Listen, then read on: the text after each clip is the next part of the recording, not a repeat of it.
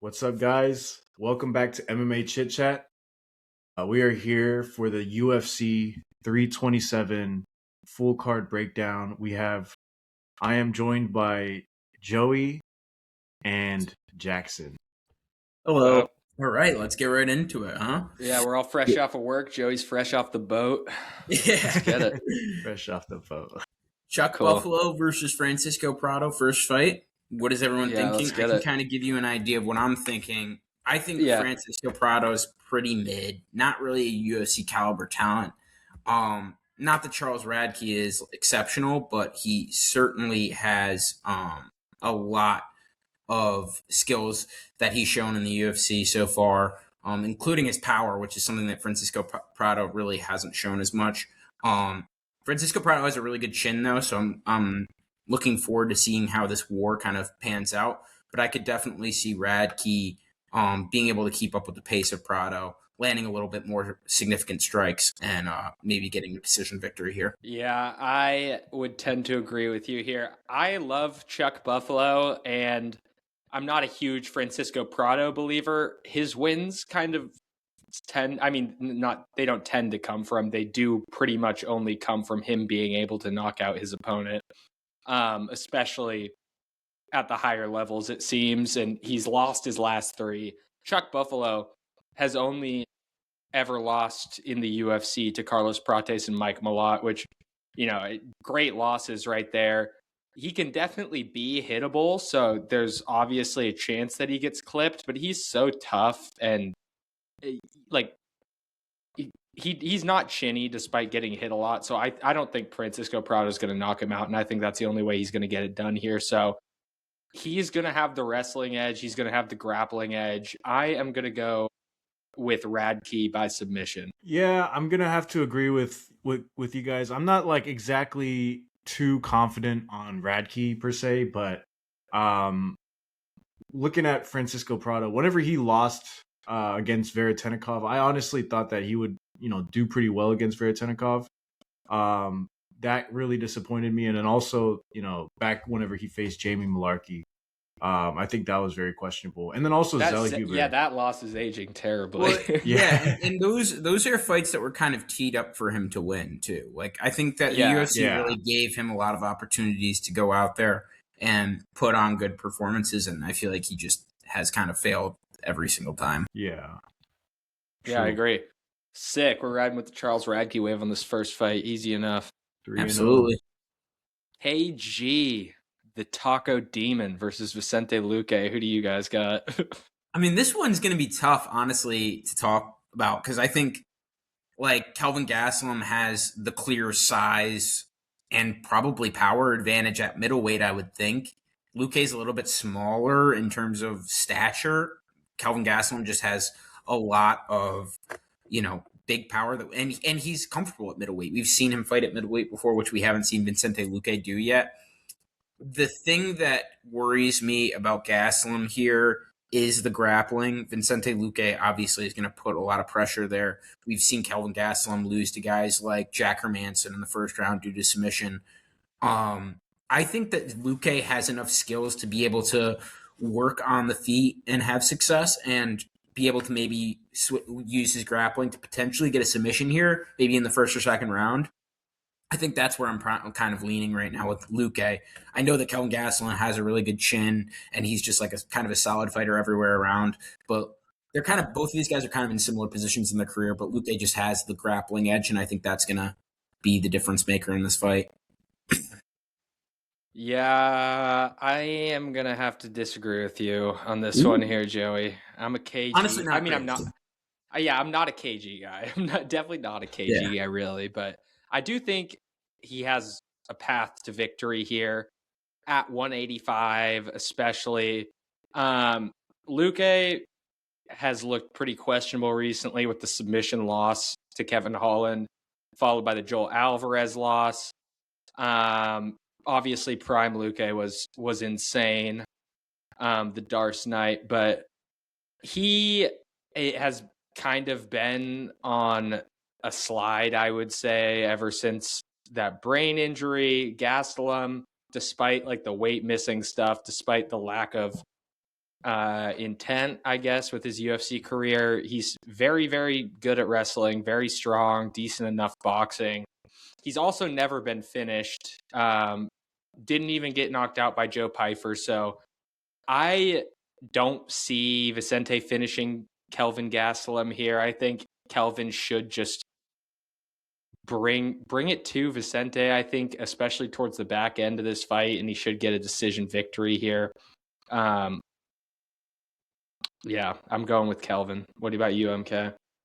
I honestly, I like at some point earlier this week, it might have been yesterday to be honest, but I was looking at the lines for this fight and I saw Luque as a plus 200 dog, and I was like, I'm definitely taking that. But then, that's kind of wild. Those odds, like, despite what you think. Yeah, exactly. Fight, I feel like crazy. This is like one of the closer fights on this card. So I was like, very confused by it. But also, like, as the week goes on, like I'm more and more like leaning towards, I think Gastelum has what it takes.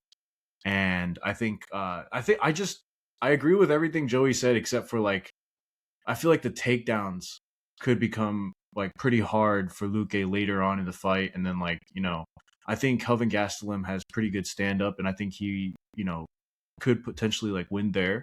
So I'm still very unsure about this fight. Wouldn't put any money on Kelvin, but I think I'm going to be more on the KG side.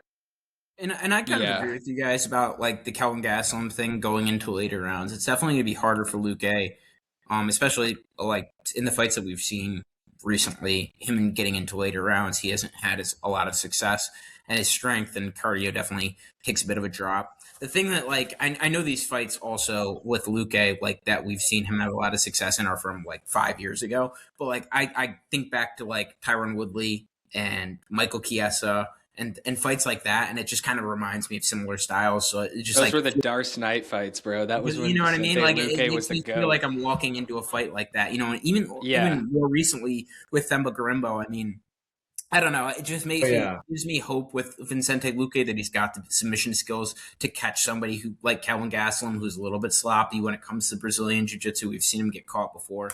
I don't know. This is a very interesting fight. I'm definitely interested to see who wins that one. Yeah, for sure. Same. So 2-1. 2-1 on that one. Yeah. I'm interested to see what we all got here, because this is another very close one. At least in my eyes, this could kind of go either way. So curious to hear your guys' thoughts. Yeah, MK, you want to start us off here? Yeah, sure. So I'm not gonna lie. Like whenever Taco Padilla is fighting, I usually have him, and I think I'm probably gonna anchor down on that because he has never given me a reason to doubt it so far in the UFC. Markel Medeiros, I do think he's gonna be like a very challenging matchup.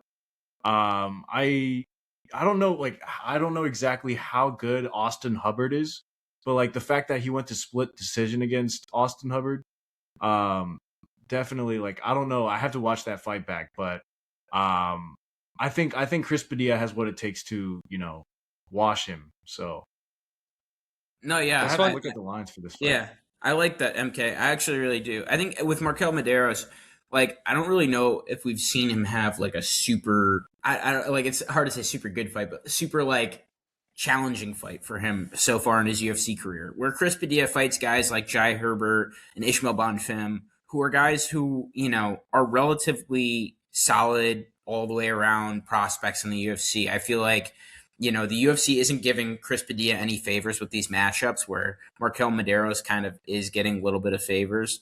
And I think that's going to kind of be maybe an issue for him in this fight, where Chris Padilla has kind of these last bunch of fights had to fight the who's who of the unranked feather or lightweights in his division. Whereas Markel Medeiros is fighting guys like Austin Hubbard and taking them to split decisions. Chris Padilla has a lot to offer, in terms of striking and grappling, honestly. But so I could really see this being a classic like veteran outmatching the young guy kind of fight. But yeah, what do you think, Jackson? Wait, do you have Padilla or Medeiros? Just to be clear, I have Padilla. Okay. God, dude, this is hard for me. You guys both going Padilla kind of makes me sus, because I was kind of leaning Medeiros. Like it was more of a gut thing. Like, Padilla just fights on such close margins and wins on such small margins that it's like I could totally see Medeiros just like at some point in the fight teeing off on Padilla and the fight just being over. From what we've But seen from Medeiros, though, it's kind of the same. I mean, that Chonsky fight was pretty close. Hubbard was close. Yeah, and that was also like Chonsky was also like on 3 days short notice in that fight. So that's another consideration there. I would definitely concede that Medeiros should have probably won by knockout there, but he got taken to decision by Chonsky. This is so hard for me. Like part of me, it's funny because part of me feels like this is a big step down in competition for Padilla coming from Bonfim, but the other part of my brain is like, oh, Bonfim is actually ass, and it's not that as crazy of a step down in competition. If we're looking at Medeiros, like I think these guys that Medeiros is getting matched up with, I think Bonfim would like destroy Austin Hubbard. Like I don't think it would be close. I think Ishmael Bonfim is. I feel like they're pretty similar, kind of stylistically. Like Medeiros and Bonfim. He's solid. Like he might not be, the level that that the UFC put him to with his brother. Like advancing him really far up the division, but he's definitely for some of these unranked prospects. Like he could handle a lot of them for sure. I mean, we've seen it in his fights. It's not like he's not getting finishes. You know what I mean? He's still getting finishes in the UFC. Yeah. I think for the sake of a strong pick from us as a group on this one, I'm going to go with Padilla with you guys, just because I think he has that ability to both pressure on the feet and in the grappling. And if Medeiros gets himself into a sticky situation, like I feel like Padilla could likely capitalize. So I'm going to go with you guys with Chris, but if I had to pick a method of victory, I'm probably going to go by submission, because I feel like that's where things could get a little bit tricky for Medeiros. Interesting. If neither of them get clipped. So I'm going to go with Padilla sub. But yeah, that would be fun. Yeah. That would be interesting. Cool. Now, I know she is not here. I mean, I would definitely be down to do this fight. Yeah. How about we do it quick just for the sake of Chia? Yeah, I mean, my whole thing is Tatiana Suarez has not looked good in a minute. So it would be really surprising if she could look good on the feet against Lupi Godinez. I think Lupi Godinez has really good striking for the women in the strawweight division. I watching whatever matchup was last weekend with the strawweight division was really painful to watch in terms of the striking. I think Lupi Godinez kind of brings something different to some of these girls who are really grappling heavy. Well, it was the Verna Jandiroba fight. That one was like painful to watch. But I think Lupi Godinez kind of brings something different in terms of the striking to this division. I think she could beat Tatiana Suarez. I mean, Tatiana Suarez really hasn't proven anything to me in a really, really long time. So I think Lupi Godinez is pretty solid. I'm with you. I'm not going to embellish on that anymore, really. I think Lupi wins with the wrestling. Damn, what? I honestly expected you guys to be on Tatiana. What? Nah, Tatiana looked terrible in that last fight. I do agree, but like I think Tatiana's like I don't know. Like I see like Amanda Lemos as a pretty hard fight.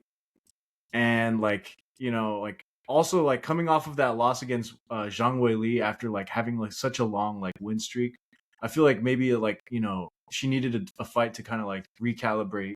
And so Lupi Godinez is like one of those fighters where like I'll be like, just watching her fights, like wanting her to succeed.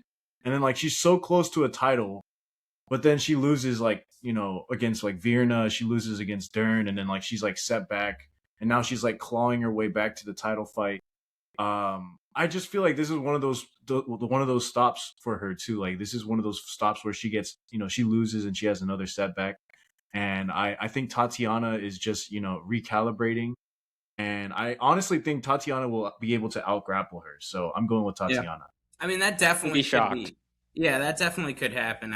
Tatiana Suarez just has not looked good since she came off that long layoff. I just don't really have a ton of faith in her. I think there's a lot of these girls that are moving up the division that have way better striking that would be able to kind of stymie her wrestling. I don't know, but that's true. Can we all agree that it comes down to basically whoever is like wrestles better in this fight will win? Yeah. I don't know. Yeah. I was gonna say whoever lands. Like, because I think both of them will have like somewhat success on the ground. Like, I think they'll both have their moments when it comes to the ground. I think it'll be the difference maker will be on the feet, and I think that's why Lupi Godinez will win, is because we don't really have exchanges too much from Tatiana Suarez when it comes to exchanges on the feet. I mean, it's tough for her. Yeah. That's true. That's true. Interesting. Yeah. Okay, cool. Well, wait, so MK, you're on the Tati side, we're on the Loopy side. Yeah, it's gonna be 1-2 for this one. Cool. Yeah, yeah. Let's move on. It's another really, bro. Do they have any skippable fights on this card? That's None. crazy. These are all crazy fights. Dude, okay, so I'm big on the Gamrot side of things here, and I love Esteban Ribovics. Like, I think he's a great fighter. It just seems like a really, really terrible matchup for him. Like, I don't see anything that Ribovics has in his bag that's going to stop the wrestling from Gamrot. He was taken down 11 times by Loic Radzhabov, and Gamrot is arguably the best wrestler in this division. Like, I'm open to hear your guys' arguments, but I just don't see Esteban getting past that wrestling. I think it's going to be a Gamrot decision. What do you guys think? I mean, I'm pretty locked in with you on that. I think Gamrot has not great striking. I think I used to overrate his striking a bit until he started really leaning on the wrestling in his fights. I think maybe in the Arman Sarukian fight or some of these fights, I was thinking like, oh, he can stand with these guys, and it just hasn't been. He hasn't been as successful in the stand up as I'd like him to be, especially against some of these higher level lightweights. But in a 3-round fight, it really favors him. I think, and maybe an Esteban Ribovic in a 5-round fight might have a little bit more success. Maybe he'll wobble Gamrot in the later rounds and be able to stuff the takedowns, or whatever might happen in a 5-round fight. But in a 3-round fight, it's not a lot of time for you to be able to really explode with your striking enough to overwhelm a guy like Gamrot. I know Ribovic has landed a lot of strikes in 3-round fights before, but it's just not enough time for him where if he's going to want his volume to be that high, Gamrot's going to be able to get the takedowns. And if he brings his volume down low, then Gamrot's going to be able to pick his shots and be able to do a lot more offensively in this fight. Just a really bad matchup for Ribovic. I think he's going to really need to get a finish in the first round probably to be able to beat a guy like Gamrot, or a late round finish. Okay. Do you want to go? Okay, I'll go. For me, I'm on the same boat of like Esteban. I think he has good boxing. I think his boxing will be like winning him exchanges, but like as soon as he throws any kind of kick, like Mataush is going to just, pick it up and then just try to take him down. So I think like Gamrot's pressure is going to be too relentless for Ribovic. And like you guys said with the 3-round thing, like it's going to be just not enough time for Ribovic to like make his reads maybe. And I think Gamrot wins this. Cool. Easy enough. I mean, we locked in there. I'm just like, I just saw that we were going for Kevin Holland and Randy Brown next, and it just, I was just thinking in my head, I'm like, these are the same people. I'm like, what is the difference between Randy Brown and Kevin Holland right now in their career? Kevin Holland is like a flash into Randy Brown's future. Like literally, like they both like are in similar points in the welterweight division. They both have similar skill sets where they have like a kind of a weird ground game because they're long and can be able to get like their legs wrapped around shit and do weird stuff on the ground. But they rely on their heavy power on the feet and their length. And here we are. I don't know. I'd like to hear what you guys have to say first, and then I'll make my decision. Yeah, I can start us off. I love Kevin Holland, and he is so unpredictable that I'm pretty solid, I would say, on Randy Brown here, but I would never put my money on that because Kevin Holland is so unpredictable and can pull out crazy performances, but he loses to D-Rod, and beats people like Vicente Luque and stuff. Randy Brown loses to Gabriel Bonfim. Yeah, exactly. And he's had some good fights, I would say. Randy he beat Muslim Salikov by knockout, which is super impressive. He beat Nick Dalby. But I think he should be good here. Randy is really good at managing range. Holland's also very good from range, but I think over time, Randy is probably going to be able to find more shots there if he is able to maintain that range for a good amount of the fight. And I think it should just be like a boxing display from Randy Brown, unless Kevin Holland just absolutely goes crazy. And Kevin doesn't care about his career a lot, so I don't know. I think there's a good chance he might just stand and bang with Randy until he gets put out. So, I'm going with Randy by decision, I think. MK. I 100% think that he's going to stand and bang with Randy, and I think that favors in the long run. Like I think Randy Brown just like probably takes this fight a little bit more serious. And I think that honestly in the striking, like while it is pretty much a wild card and like a coin flip, I trust Randy Brown slightly more. So I'm gonna lean Randy. Not confident at all about that pick though. Sorry, Kevin. Am I crazy to think Kevin Holland has like a really solid chance in this fight though? Here's Not at all. My reasoning is because Randy Brown is coming. He had like 4 or 5 straight wins, and then he gets beat by Gabriel Bonfim, which is a real big, like, like it's a real big career-defining moment for him. And Kevin Holland, like, I think him not caring makes this like in his favor almost, because he's been in this position before where he was in the rankings, loses like atrociously to somebody bad, and then comes back and like has a really good performance against somebody that we thought that he would lose to. Like, we do this every time with Kevin Holland where we're like, there's no way Kevin Holland can beat this guy. Like, he doesn't take it seriously enough. And then he comes in and has like an actual good performance again. And you're like, oh shit, like Kevin Holland's good again. And then he'll go like, I could see him winning this fight and knocking out Randy Brown for real, because he's got the power that it takes. And we know Randy Brown has an issue with his chin.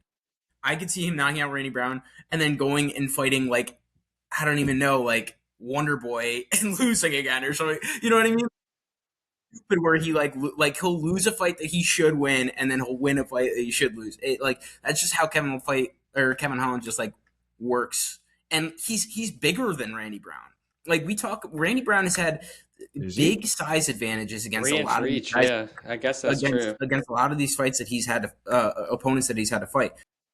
Guys like Brian Battle. Guys like, they give him, even Bonfim, who's a taller, lengthier guy. They give him a lot more issues because it's more close in size with him. I think he needs a little bit of that size advantage for him to really exact his power advantage. And I think that that's something that Kevin Holland doesn't need. He's fought at middleweight and beat the shit out of guys that are like twice his size. So I think Kevin Holland can do it this fight. I know I'm putting a lot of faith in this guy. No, I like that. That. I think that's a solid place to get different from MK and I, because that is one thing I never really looked at, because I just saw they were the same height and kind of didn't look at it again. I didn't realize Kevin Holland has a 3-inch reach advantage here. That could be significant, especially with the way Randy likes to fight. So good looks on that. Let's move on. Future prelim. This is another one, bro. Bum v bum, bro. No, I can't even say that. I love both these guys. That's why it's so hard for me. I love both of them before their UFC debuts. My thing about this is, if this was on a Bellator card, Pitbull would be minus 1,500 right now. Like, yeah, I think we really give Aaron Pico a lot of credit because he's super aggressive, and we've seen the flashy knockouts, and we've seen him as a prospect that we. What are the odds? Sorry, don't mean to interrupt, but what are the odds on this fight? That is a good question. I can pull it up right now. It's got to be close. Minus 300 Aaron Pico. I hate that. Oh, God. This makes me want to pick Pitbull even more. Like, Pico is not good. We've seen him get flatlined on multiple occasions. Not saying that Pitbull will do it, but I think that Pitbull can take advantage of some of this is a really bad matchup for Pitbull, number one. Just because Pico is super aggressive, and I think Pitbull is in a stage of his career where he wants to sit back, pick his shots, pick the takedowns. Mm-hmm. And we know that Aaron Pico has really good grappling as well. So it is really bad look for Pitbull. Like this, they're teeing this up for Aaron Pico to have a really big win to put him back on, like we've seen how these new Bellator guys have come in, lost, and like Patchy Mix and just kind of fallen off the face of the earth. Like, this is a good fight, good matchup for Aaron Pico to go in and beat Pitbull. Pitbull is a beast, dog. And he's been doing this for a while. He's had fight against guys that are stronger and bigger and have all the advantages in the world against him. And Pico, just like I said, if this was in Bellator, Pitbull would be minus 1,500. Like if they were both fighting in Bellator at the time that they were in Bellator, and this fight was made. Why do you say that, Joey? Minus 2,000. Because Pitbull was like triple champ at that time when he was in Bellator, and Pico like was losing to guys in Bellator. Like he was losing to some of these, you know, okay guys in Bellator that definitely wouldn't be able to make it in the UFC. I think Pitbull just has like that's just where I'm at with that. I think it's just Pico just hasn't, like, we always talk about him being a prospect, never him being able to make it over that hump. Pitbull's made it over the hump at times 100. So I think Pitbull just has the abilities to be able to win here. I agree with you in the sense that like these odds are crazy, and I do think Pitbull could get a knockout here, but I also agree that this is like a pretty bad matchup stylistically for Patricio, because Aaron Pico is so good everywhere and he's able to implement that wrestling. And I think that's probably how Pico comes in and finds the win, is he mixes in the wrestling, and that's what gets it done for him, probably by decision here. But I do think he could easily get clipped. He doesn't have that chin. He got knocked out by Lerone Murphy in the first round, and like he was, to his credit, looking pretty good before it was a first round knockout, so you can't be looking that great. But yeah, I think Pitbull is just a bit too old for this moment. He's very small. He looked good against Danige. He even, Danige?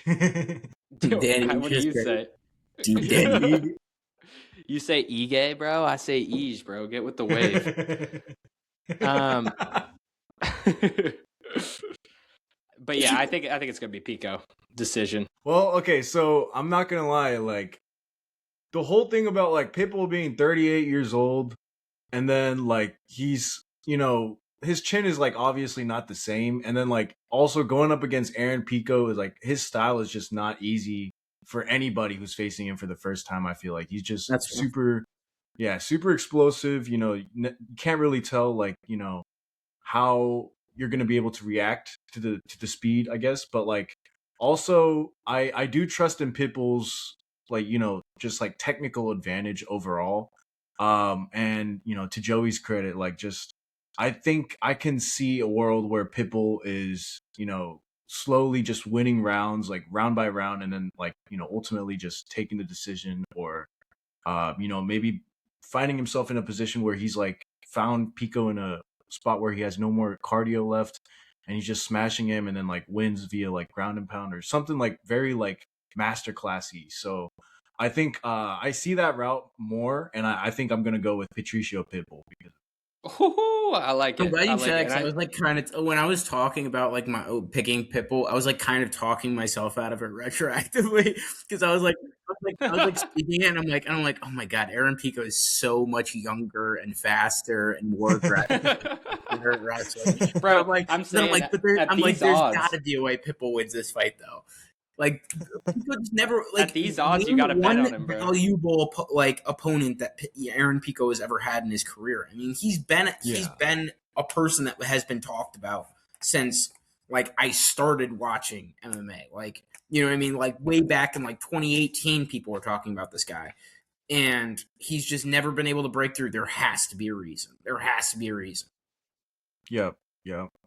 All right, I'm on an island here, I guess, with Aaron Pico. Honestly, you it's guys a good place to be on though. Yeah, it is. But you guys better be betting on this line if you're on the Pitbull side. I'm going to. That's a crazy line. That's a crazy plus 260 for him by knockout is probably going to be juiced. I don't even think it would be by knockout. If anything, I think it might be by decision or by submission. Really, he's super talented. That surprises me. This one's I just feel like he's not going to initiate a ton of that. But yeah, let's move on. Cub versus the Train. Who y'all got? You know, this one's interesting because I feel like they're both going to come out really aggressively. Nate the Train he's one of those weird guys that where he loses to people I would expect him to beat and beats people I expect him to lose to. I don't know how I feel about him coming into this fight. I'm sure the odds are as close to even as possible.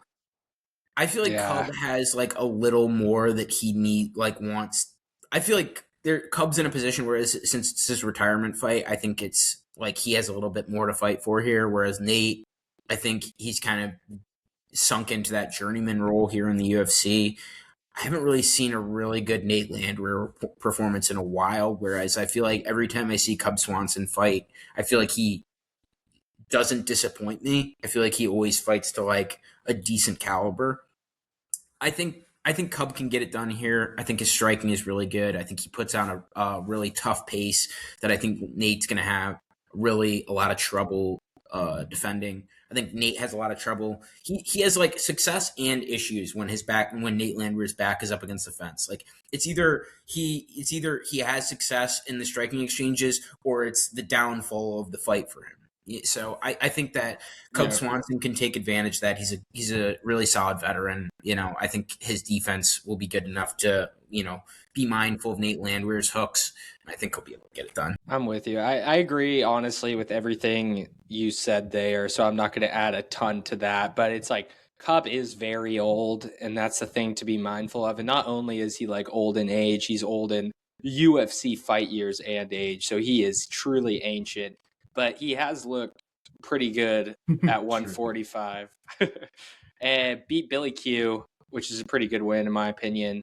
I think so.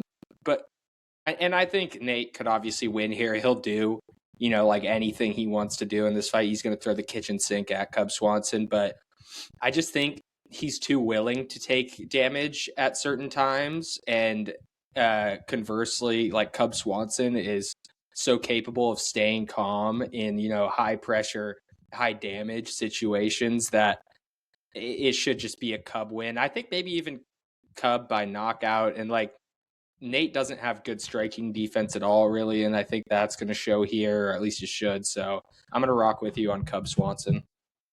Wow. Is Cub a favorite? Actually, it's even lines. Okay. So yeah, I'm honestly in the same perspective as you guys, where I think Nate just allows himself to, like, he puts his hands down, he walks forward, and like he's willing to go to war because, like, I guess like it's his showmanship or whatever. But like yeah, I think Cub Swanson, I like his ability to adapt in fights, like even when he gets hurt early or like his leg is like he's limping on a leg, like he finds ways to adapt and still land. And I just trust him to, really fight for the win here. And I think that even though he's old, like I haven't seen any reason to like go against that belief. So like I'm gonna go with Cub. I'm rocking with you guys. Let's go. Cool. Nice. I just like every once in a while, I'll like take a peek at what the next fight on the card is. And it just makes me chuckle so much. Like I feel like every fight just gets funnier. Josh Hogan. like Johnny Walker versus Dominic Reyes being the next fight. Just like Wait, how that's the can next you not fight. chuckle about that fight and not think that go is into great. that thinking that this has got to be a first round, like first minute finish. They like someone might slip on the way into the cage and get knocked. Well, I feel like it's going to be like first exchange, bro. I'll give my perspective about this fight. Obviously, both of these guys are just such weird fighters.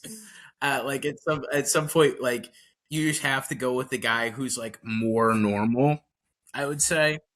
Like with Dominic Reyes, like I've seen him have really good striking performances before against guys that also are good strikers. Like the Dustin Jacoby fight, I don't know if that was a fluke, but for him to be able to put strikes together against a world-renowned kickboxer like Dustin Jacoby and be able to get that first-round knockout, it's really impressive to me.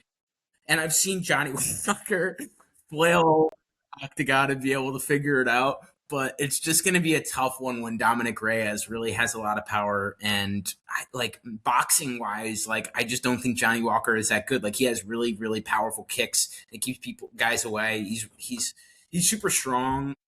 I just think boxing wise, which is where like it's not like Johnny Walker is going to be or Dominic Reyes they're going to be shooting takedowns in this first round. Like it's most likely going to be a finish in the first 30 seconds of this fight. So, like boxing wise, Dominic Reyes has the clear advantage, and that's probably why I'm going to side with him here. I'm with you. I just think He's a bit more athletic at this point in their career. I mean, Johnny Walker does more athletic, maybe moves, but I think I think Dominic Reyes is more athletic. And I think this is going to end on the first exchange, literally, or I think there's a good chance that it does. So I'm just like, who do I think has a better chance of knocking the other one out early? And I'm going to go with Dom Reyes over chinless Johnny Walker. I just keep thinking about the Ryan Spann Johnny Walker fight. I'm like, that's probably how it's going to go. I'm like, that's like literally basically the same thing.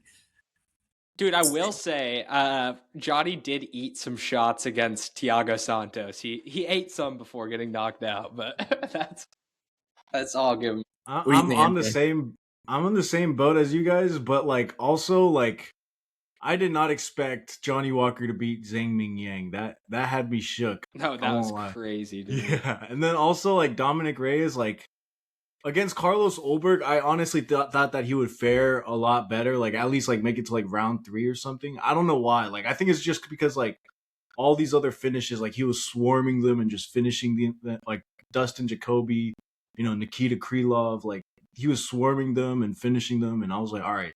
Like we're gonna see like a Dominic Reyes that can like fight through adversity, and yeah, just seeing him get finished in round 1, like I was like, how good is sent Ulberg? him back to the nether, dude. Yeah, he was looking good until that fight.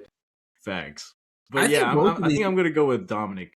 Yeah, I think both of these guys, like whoever loses this fight, I mean, you gotta consider going up to heavyweight, right? I mean, they're both pretty sizable guys. I'd say whoever loses this fight should probably consider retiring, bro. Well, that's the final step. But these guys are big enough where the heavyweight division is just so bad that I feel like Dominic Reyes could do like a lot of it. Like even Johnny Walker, like just because Johnny Walker can get his like leg higher than like his opponent's shoulder, I think that like gives him a super big advantage in these fights against heavyweights. I agree. I don't know. Both of these guys. And like clockwork, we're going to another fight that's just goofy and silly in Josh Hokett versus Curtis Blades. It's just like we can't escape the goofy, silly fights. You know what I mean? Okay, I'll lead out on this one because this is a bet that I'm going to be hammering this weekend, and that's going to be Josh Hokett by knockout. I love him to beat Curtis Blades here. I will concede that it's like we have seen Hokett look good against really bad opponents. So there's not a huge body of work like against him solidly beating experienced fighters, but he is, like he's a D1 wrestler. Curtis Blades, I mean, everyone thinks of him as like wrestling is his best skill, but what was he, like a JUCO wrestler or something? And then stopped wrestling and just strikes now like poorly. So what I think happens is I think Hokett just sort of takes him down several times and then beats the shit out of him. Yeah, I mean, I don't think Curtis Blades is really going to initiate a ton of the wrestling. That's like all he does. Do you not remember when he like literally initiated 150 takedowns against Volkov in their first fight? I just think it's going to be, bro. He's been spending a lot of time striking recently. I mean, Rizvan fucking the Rizzler beat him, dude. But to be fair, who's his opponents? He's fighting Tom Aspinall, who knocked him out in the first round. He fought Rizvan, who's Dagestani. Like, it's not like you're going to be shooting a lot of takedowns in a guy. What about Dawkins? Jalton Almeida, same. But either way, with this Curtis, he got out wrestled by Almeida in that fight too, kind of badly. Well, hold on a second. He also threw 100 elbows into the side of Almeida's head and killed him in the second round of the fight. So. Like, I get where you're coming from. And I know why you wanted to go first, because you knew I was going to shit all over you. Because you know I'm going Blades. But Blades is really strong for this heavyweight division. 6'4", he's huge. He's 6'4", 250. Like, I used to think, like Curtis Blades, because, like, when you see him in the octagon against some of these guys, because he has to fight guys, obviously, like Derek Lewis and shit like that. But I always think, like, he's not that big of a heavyweight. But compared to Josh Hokett, he's like a freaking skyscraper. Josh Hokett is tiny for the heavyweight division, and he has been fighting really terrible opponents. Curtis Blades obviously on a bit of a skid here. The Rizvan Kuniev fight was, it could have gone both ways. It wasn't really super impressive either or whoever. Jailton Almeida fight, he got tossed around in the first round and was able to scrap his way to a finish in the second. Curtis Blades is not a bad fighter. I think if you put him against Volkov right now, I think that Curtis Blades could come out probably victorious against a guy like Volkov. If you put him against Cyril Gane, I think Curtis Blades might be able to beat a guy like Cyril Gane. His wrestling is good. He's got. Do you think Blades has faster hands than Hokit, or is a better striker than Hokit? Probably not. Probably not. But hand speed only goes so far in heavyweight division, and I think Curtis Blades has the experience at the highest level. Whether it's fighting guys who are unranked and having to fight guys like Rizvan Kuniev and being able to scrap it out to get a victory against a really we're talking about Rizvan Kuniev versus that's what I'm thinking in my head right now. Rizvan Kuniev and Josh Hokit. Who is the more impressive talent in the heavyweight division? I don't think Josh Hokit is much more impressive than Rizvan Kuniev is, if at all. So I think Rizvan is like the only guy up there that even remotely comes close to Hokit, realistically. I think the Rizzler. I just think Hokit the is Rizzler like could beat because Hokit. One, his personality. I think people want him to be super successful because of his personality. I think people want him to be super successful because we haven't seen a heavyweight that's been able to get knockouts and finish a lot of these guys and be able to have success going further up the division. We haven't seen that in a while, obviously. I think there's a lot of hope when it comes to Hokit, but I don't think that there's I think this should be an obvious Curtis Blades win just based off of how he's been able to perform against high-level fighters in the heavyweight division. I'd like to see how Hokit would be able to perform against a Marcin Tybura before I see him fight a Curtis Blades. We don't even know how he would fight against a Sergey Spivak or Marcin Tybura, and you're expecting him to jump over all of that and then fight a guy like Curtis Blades and be able to come out victorious. It's a lot that you're putting on Hokit's plate for a guy who only has 8 total fights in his career of MMA. So I'll see you on Saturday, Joey. I think we're doing a lot of hoping.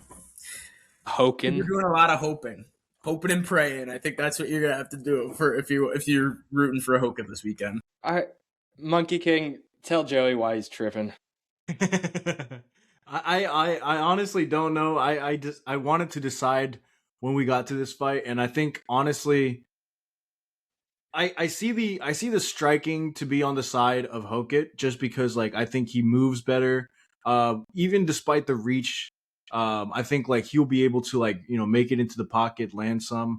But just because of the size, being over 25 pounds or I think just about 25 pounds less than Curtis Blades, is going to make it a lot harder to take him down. Also the IQ of Blades concerns me a little bit just because of I feel like he doesn't adjust fast enough. Whenever I was watching that fight,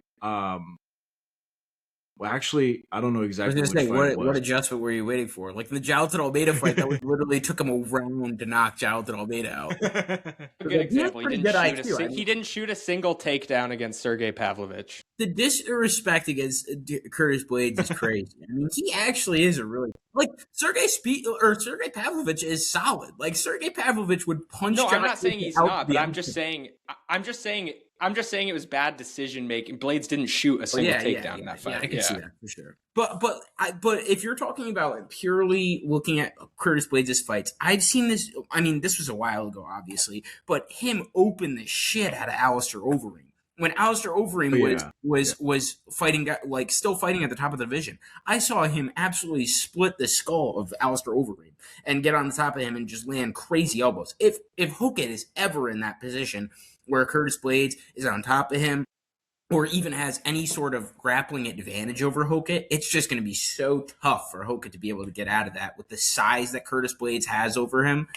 I mean, and obviously the ground and pound that he's able to do. I mean, we've seen it against so many damn opponents that Curtis Blades has fought.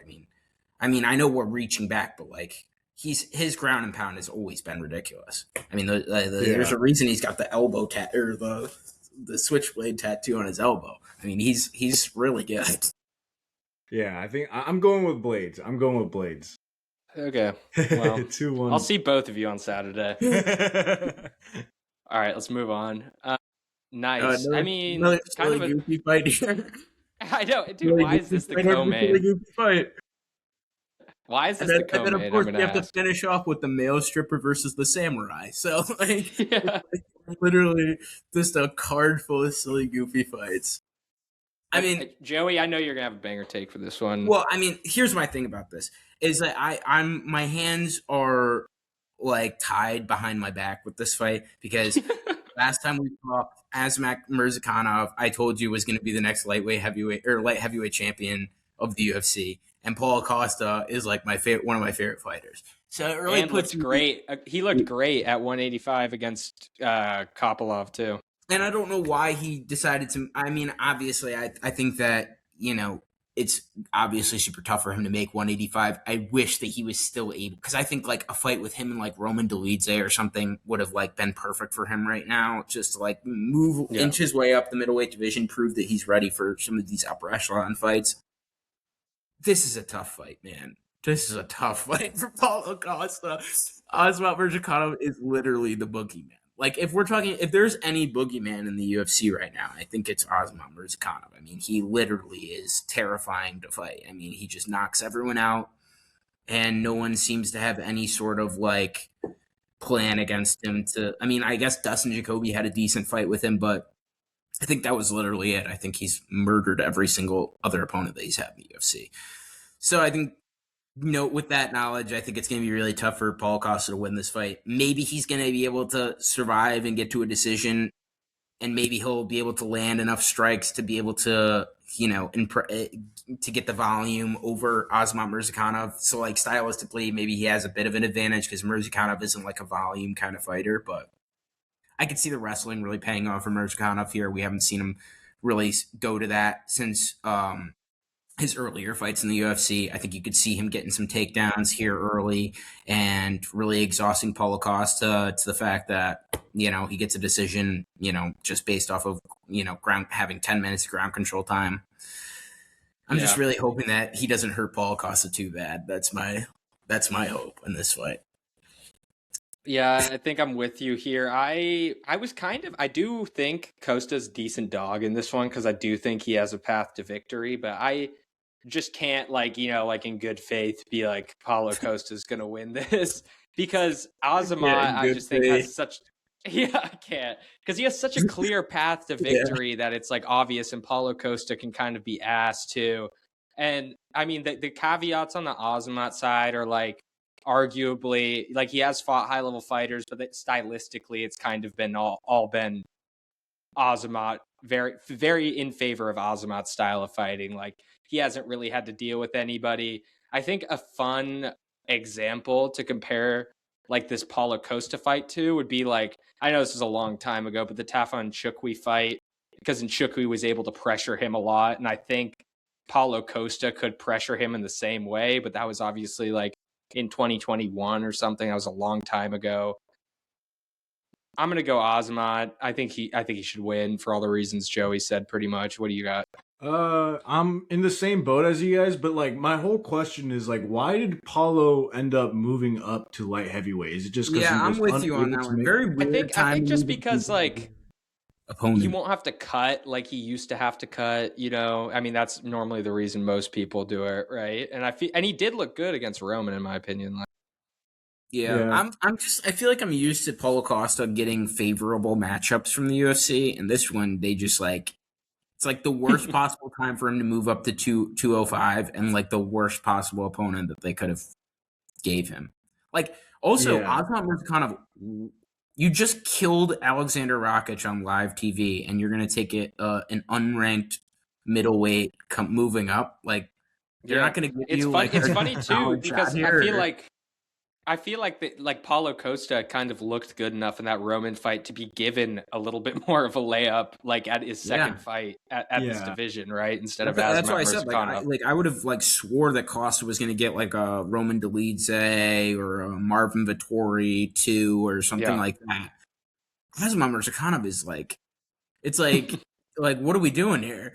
It seems like a weird promo move from the UFC, I mean, for sure. but like Yeah. but even for Ozma, it's like you should be potentially fighting the winner. I mean, obviously, it sets him up probably to fight the winner of this fight. I think that's or the loser of this fight, whatever their plan is to do. But like, give him like a Khalil Roundtree or like a Jamal Hill or something. Yeah.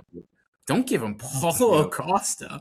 Like, that doesn't really prove anything. You know what I mean? Like, this doesn't really help him prove that he deserves a title shot, which I feel like he's in range to want or in range to grab. You know what I mean? With that win over Rocket. Yeah. Yeah, it doesn't really. It's not going to look any different than the Rocket, Ribeiro, or Menefield wins that he already has on his resume. Like, Yeah, Yeah, I I'm definitely going would with have rather Azamat. seen like a Jamal Hill or a Khalil Roundtree out of this. For yeah. sure.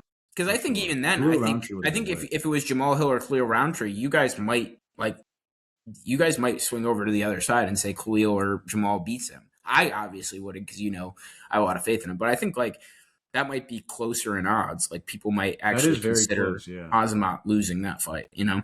I think a Roundtree, yeah, for sure.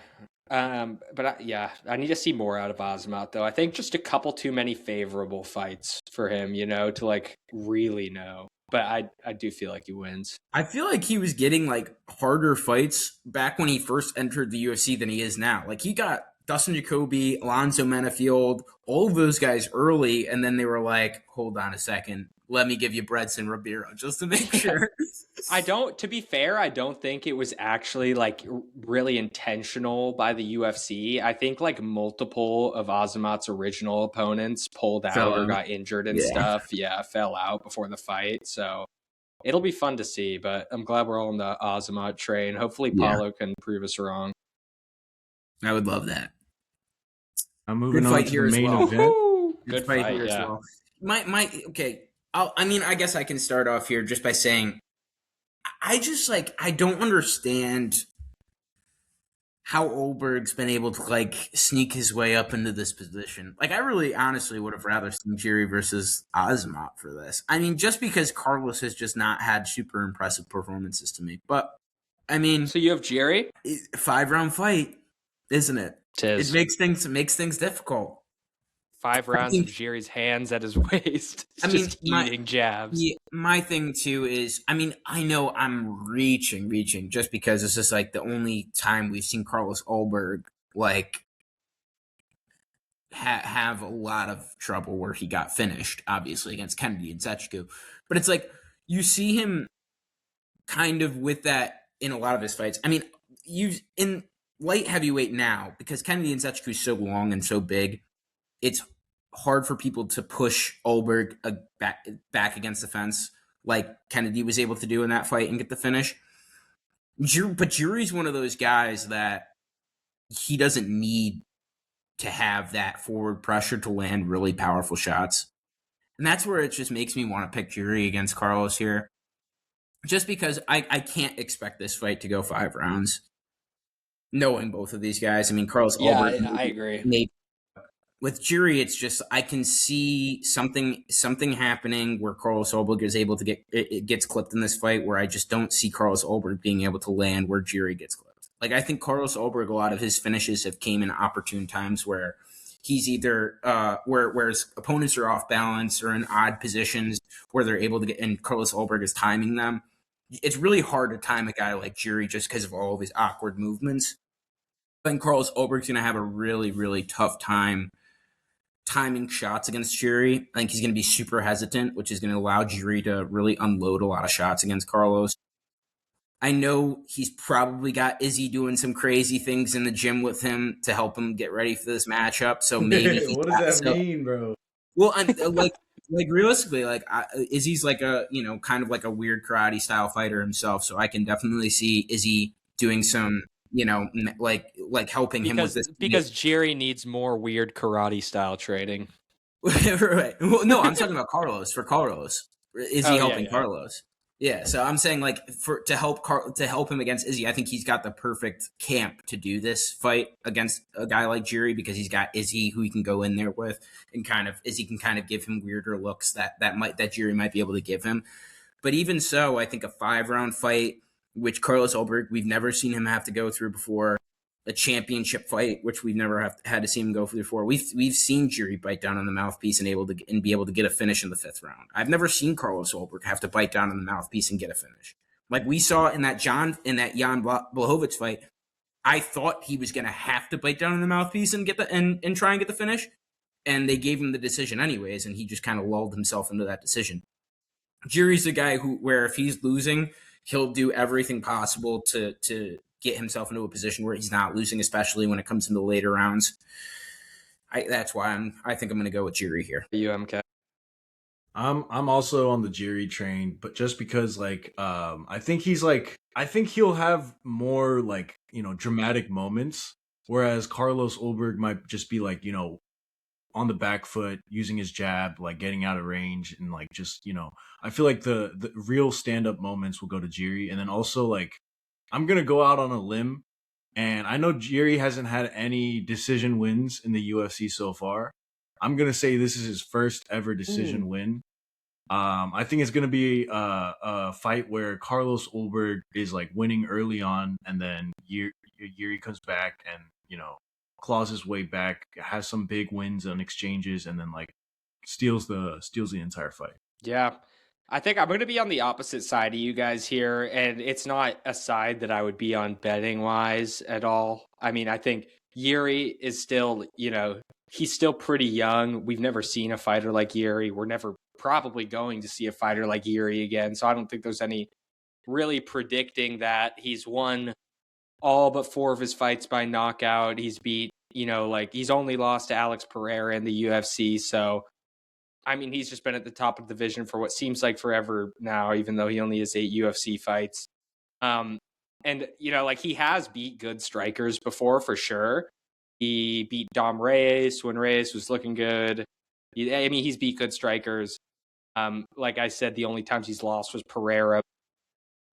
Like I said, I kind of hit it at the first part. I do think, even though it kind of feels it's Carlos Ulberg is just going to sit behind his jab. It's I do think that's going to be an actual problem for Jiri. Carlos Ulberg is totally fine just fighting behind that jab, and Jiri is totally fine just fucking eating every single one of those shots until the end of the fight. And Ulberg is just so powerful. And I don't know. I just can see it. I could see Jiri sort of getting too comfortable with being uncomfortable until it's too late, if that makes sense at all. But obviously, Ulberg can't match the energy Jiri brings in certain moments, if he tried his hardest. So I think anything can happen. Obviously, there's some chin questions after the Pereira stuff with Jiri that were never in question before. I think he's still obviously super tough and almost superhuman toughness, but that's a thing. He got knocked out. I don't think there's going to be a ton of wrestling or grappling at all here. I think it's just going to be a lot of banging it out. So I'm going to go with Ulberg on small margins, but I'm not putting my money on this fight. And if I do, it's going to be on Jiri because I love Jiri. I mean, the one thing I would say to combat what you said is that with Ulberg sticking to his jab, I know it's obviously worked in a lot of his most recent fights. With Jiri, you can't really stick to a jab with Jiri just because of his awkward head movement and his awkward move. I think when you look at a guy like Jamal Hill, he's kind of a guy who wants to stick his jab out there a lot before he makes any, crazy hook decisions. I think he's kind of similar in that perspective. And we saw Jiri be able to pick apart a guy like Jamal Hill. Obviously, Jamal Hill is way more flat-footed than Carlos Ulberg. Ulberg's a little bit more athletic, able to move around the octagon a little bit easier. I'd also argue there's a difference in peaks of career between those two and when they're going up against Jiri. Yep, that's true too. I mean, with Ulberg, my whole thing is the Dominic Reyes knockout doesn't prove anything to me. You barely beating guys like Volkan and barely beating guys like Jan Blachowicz stick out in my head. Obviously, it's super different matchups compared to Jiri, but having issues, even because I don't even really think there was a lot of grappling in either of those fights. Having issues in both of those fights and them kind of being able to match your volume makes me worried because you can't match a guy like Jury's volume because he's going to be more powerful than you at light heavyweight. He's going to land the better strikes. So if he's matching your volume, you're in trouble probably. And you're probably taking the brunt of a lot of damage. So that's where I'm at with Jury, is that if a guy like Volkan and a guy like Jan is matching your volume, that's probably not great look for this fight. Yeah. Well, like I said to you, like I said when it comes to this, Carlos Ulberg is in the perfect camp to get himself prepared for this. So yeah, if he can go out there and really put Jury in a bad position and catch him, when he's in a bad position, like we saw Alex do, then we don't, Carlos Ulberg's the guy. That's what it's all about. That's why I think like a guy like Asmat Mirzakhanov would have a lot more success against a guy like Jury, because he's got like that one punch flashy power, or he's got that wrestling. You know what I mean? And he's got that wrestling. So it's like he's got a little bit of both. Where it's kind of similar with Magomed, where we've seen Magomed land really, really big punches that, determine a round, and we've seen him, be able to grapple to a decision. Whereas Carlos Ulberg, I haven't seen him be able to do any of these things that I need him to do to win a 5-round fight. It's just going to be tough. It's going to be a tough fight. It is. I think it's going to be such a good fight. Here's my question for you, actually, because I was actually thinking about this when you were saying that you were picking Carlos. So do you think Carlos would be able to beat Khalil Roundtree? Because I'm not saying I wouldn't say it's.